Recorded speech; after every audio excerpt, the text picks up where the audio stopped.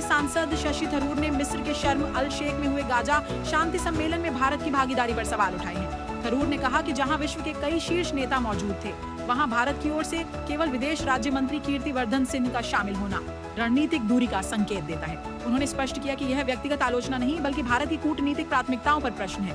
थरूर के अनुसार प्रोटोकॉल के कारण भारत की आवाज पुनर्निर्माण और क्षेत्रीय स्थिरता जैसे अहम मुद्दों पर अपेक्षित प्रभाव नहीं छोड़ सकी। सुप्रीम कोर्ट ने कांग्रेस नेता राहुल गांधी के वोट चोरी आरोपों की जांच के लिए एसआईटी गठित करने की मांग वाली जनहित याचिका खारिज कर दी। याचिका में बंगलुरु मध्य और देश के अन्य क्षेत्रों में मतदाता सूची में कथित हेराफेरी की जांच की मांग की गई थी। जस्टिस सूर्यकांत और जस्टिस जयमाल्या बागची की पीठ ने कहा कि याचिकाकर्ता चुनाव आयोग के समक्ष यह मुद्दा उठा सकता है। अदालत ने कहा कि उचित कानूनी उपाय अपनाए जाएं।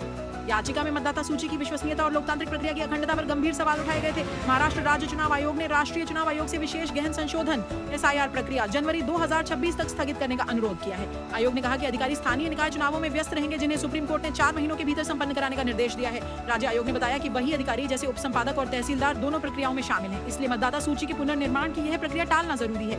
विशेष गहन संशोधन में घर घर जाकर मतदाताओं की जानकारी जुटाई जाती है। बिहार में भी इसी प्रक्रिया को लागू करने पर विवाद हुआ था। अमेरिकी राष्ट्रपति डोनाल्ड ट्रंप द्वारा पाकिस्तानी सेना प्रमुख आसिम मुनीर को अपना पसंदीदा फील्ड मार्शल कहने पर भारत में राजनीतिक हलचल तेज हो गई है। कांग्रेस ने प्रधानमंत्री मोदी पर तंज कसते हुए पूछा कि ये कैसी दोस्ती है। कांग्रेस महासचिव जयराम रमेश ने कहा कि मोदी और ट्रंप खुद को अच्छे मित्र बताते रहे हैं, लेकिन ट्रंप का पाकिस्तान सेना प्रमुख की तारीफ करना भारत के लिए गलत संदेश है। हालांकि ट्रंप ने भारत की प्रशंसा करते हुए भारत पाकिस्तान शांति की वकालत भी की। महाराष्ट्र में आईएएस अनिल पवार ने अपने विभाग के अधिकारियों के साथ मिलकर अवैध निर्माणों पर आंखें मूंदने और संरक्षण देने के लिए 41 परियोजनाओं में रिश्वत का गिरोह चलाया।